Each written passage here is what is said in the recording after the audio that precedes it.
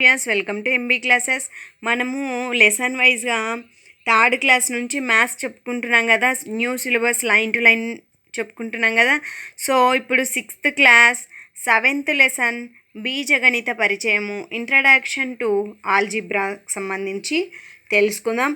ఇందులో ఆల్రెడీ ఒక బిట్ రావడం జరిగింది టెట్లో. చూడండి, ఈ కంపల్సరీ అమరికలకు సంబంధించి ఇలాంటి బిట్స్ అడగడం జరుగుతుంది. So first bit is n సంఖ్య గల త్రిభుజాలు ఏర్పాటు చేయాలంటే మనకు ఎన్ని అగ్గిపుల్లలు అవసరం పడతాయని బిట్ అడుగుతాడు. సో n సంఖ్య గల త్రిభుజాలు, ఒక త్రిభుజం తయారు చేయడానికి నీకు ఎన్ని అగ్గిపుల్లలు పడుతున్నాయి? 3 అగ్గిపుల్లలు పడుతున్నాయి. సో n సంఖ్య గల త్రిభుజాలు ఏర్పాటు చేయాలంటే 3 × n అగ్గిపుల్లలు అవసరం పడతాయి. సో చూడండి, ఈ విధంగా ఒకవేళ దీని అమరిక కూడా సేమ్ ఉంటుంది కాబట్టి ఈ విధంగా ప్రతి ఒక ట్రయాంగిల్ యాడ్ చేయాలంటే 3 అగ్గిపుల్లలే అవసరం పడతాయి కాబట్టి దీని SN = 3n అవుతుంది. కావాల్సిన అగ్గిపుల్లల సంఖ్య = 3 × n. అమరికల సూత్రం బట్టి ఈ విధంగా అమరికల సూత్రాన్ని మనం తయారు చేసుకుంటాం. అలాగే నెక్స్ట్ చూడండి, త్రిభుజం అయిపోయింది కదా. n సంఖ్య గల చతురస్రాల ఏర్పాటు చేయాలంటే మనకు 4n అగ్గిపుల్లలు అవసరం పడతాయి. అలాగే n అమరికకు కావలసిన అగ్గిపుల్లల సంఖ్య, n అమరికకు కావలసిన అగ్గిపుల్లల సంఖ్య SN = ఇలా n అమరికకు కావాల్సిన అగ్గిపుల్లల సంఖ్య SN = ఎలా చేస్తామంటే మనకు ఒకటి కావాలి అంటే ఎన్ని అగ్గిపుల్లలు అవసరం? 4 అవసరం. రెండోది S2లో చూడండి, S2లో +3 యాడ్ అవుతూ వచ్చినాయి కదా. నెక్స్ట్ +3 యాడ్ అయినాయి, ఉన్నదానికి +3 యాడ్ అవుతూ వస్తున్నాయి కాబట్టి ప్రతి దానికి 3 యాడ్ అవుతున్నాయి కదా. 3 యాడ్ అవుతున్నాయి, ఫస్ట్ది కూడా 3గా చూసుకొని +1 పెట్టుకుంటూ వస్తాం. ప్రతి దానికి 3n + 1, 3 యాడ్ అవుతూ వస్తున్నాయి కదా. 3n + 1, 3n + 1లో ఒకటి చెక్ చేసుకొని చూడండి. n = 1 తీసుకుంటే 1 × 3, 3 + 1 4 వచ్చింది కదా ఆన్సర్. ఎస్. అండ్ నెక్స్ట్ 1 2 పెట్టుకోండి. 2 3 = 6, 6 + 1 7, అంతే కదా. ఇది n సంఖ్య గల చతురస్రాల అమరికకు కావలసిన అగ్గిపుల్లల సంఖ్య SN = 3n + 1. ఈ విధంగా మనము అమరికల సూత్రాన్ని తయారు చేయవలసి ఉంటుంది.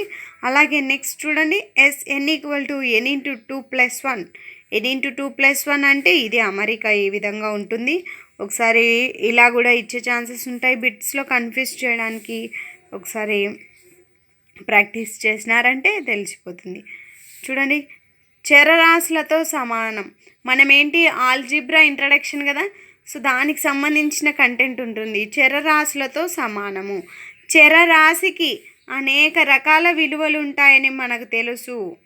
వీటికి ఖచ్చితమైన విలువ ఉండదు, కానీ ఇవి కూడా సంఖ్యలే. అందువలన సంఖ్యా ప్రక్రియలైనటువంటి సంకలన, వ్యవకలన, గుణకార, భాగాహారాలు వీటికి కూడా వర్తిస్తాయి. ఇప్పుడు 3n అన్నాము. 3nలో చరరాశి ఏంటి? ఇది కదా. n చరరాశి, 3 అనేది స్థిరరాశి. nకు అనేక నంబర్స్ ఉంటాయన్నమాట. 1 2 3 అలా ఎన్నో నంబర్స్ అనేవి nకు విలువలు ఉంటాయి. సో ఖచ్చితమైన విలువ ఉండదు, దీనికి ఎన్నో విలువలు ఉంటాయి. గుర్తుపెట్టుకోండి, చరరాశి అంటే ఎగ్జాంపుల్కి n. సో రేఖాగణితము, క్షేత్రమితికి సంబంధించిన సూత్రాలు కొన్ని తెలుసుకుందాం. చతురస్రం చుట్టుకొలత. చతురస్రం చుట్టుకొలత ఏంటి? 4s. 4s means 4 × side. Side అనేది చరరాశి, s అనేది చరరాశి. సమబాహు త్రిభుజము, 3 భుజాలు సమానంగా ఉన్న త్రిభుజం యొక్క చుట్టుకొలత 3s, అంతే కదా. ఎందుకు? 3 సమానంగా ఉన్నాయి, చుట్టుకొలత కావాలి. 3ని యాడ్ చేస్తేనే కదా. So s. ఎస్. దీర్ఘ చతురస్ర చుట్టుకొలత 2 × l + b, 2 × l + b. చతురస్ర వైశాల్యము s². ఇవన్నీ మనము చరరాశులని యూస్ చేసుకొని ఫార్ములాస్ తయారు చేయడం జరిగింది. అందుకే రేఖాగణితానికి క్షేత్రమితికి ఉన్న సంబంధం అలాంటిది. అంకగణితానికి సంబంధించిన సూత్రాలు చూద్దాం ఒకసారి.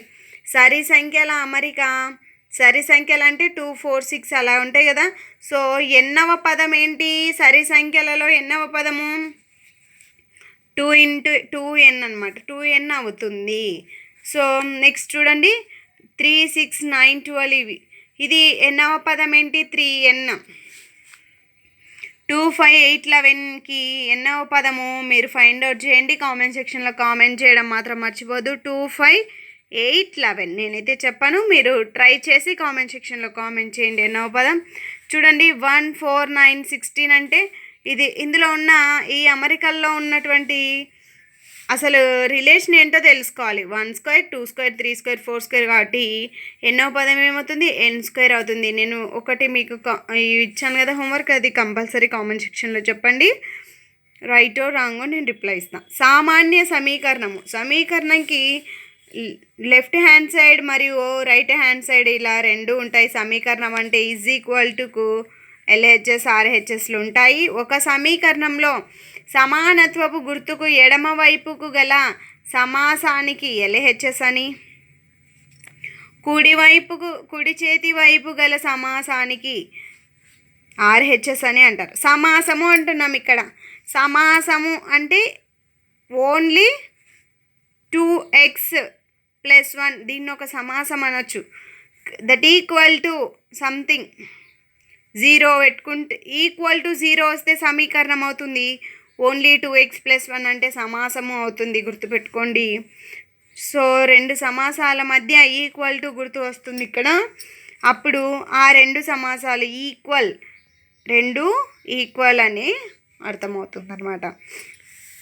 ఈక్వల్ టు ఉంటే ఈక్వల్, నాట్ ఈక్వల్ అయితే నాట్ ఈక్వల్ సమీకరణం కాదు. నాట్ ఈక్వల్ ఉంటే ఒకవేళ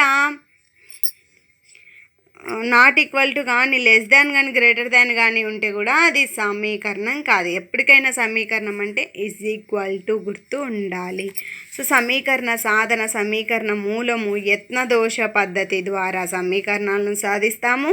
అంటే మనకై ఊహించుకొని ఆ సమీకరణంలో ఉన్న x వాల్యూస్ని మనము 0, 1, 2, 3 అలా యాడ్ చేసుకుంటూ సమీకరణాన్ని తృప్తిపరుస్తే అది ఆ సమీకరణం మూలమవుతుందని ఈ విధంగా యత్నదోష పద్ధతిని కనుక్కుంటాము. చరరాశులకి బదులుగా 1, 2, 3 విలువలకు రావడాన్ని ప్రతిక్షేపణం అంటారు. అంటే మనం ఇప్పుడు చెప్పాను కదా 0, 1, 2, 3ని చరరాశి x ప్లేస్లో సబ్స్టిట్యూట్ చేసినామంటే ప్రతిక్షేపణం చేయడం అంటారు దాన్ని. అదే యత్నదోష పద్ధతిలో యూజ్ చేస్తాం. ఏ చరరాశి విలువకు ఒక సమీకరణంలో LHS RHలు సమానం అగునో దానిని సమీకరణ సాధన అంటారు. ఇప్పుడు LHS అండ్ RHSలు ఈక్వల్ అయితే అక్కడ సమీకరణ సాధన జరిగిందంటాం. దీన్ని సమీకరణ మూలం అని కూడా అంటారు. సో ఈ లెసన్ మీకు నచ్చినట్లయితే please like, share and subscribe. It is useful or not చెప్పండి. నెక్స్ట్ లెసన్ ఈజ్ జ్యామితీయ భావనలకు సంబంధించి బేసిక్ జియోమెట్రిక్ కాన్సెప్ట్స్కి సంబంధించి చెప్పుకుందాం next video. Thank you for watching.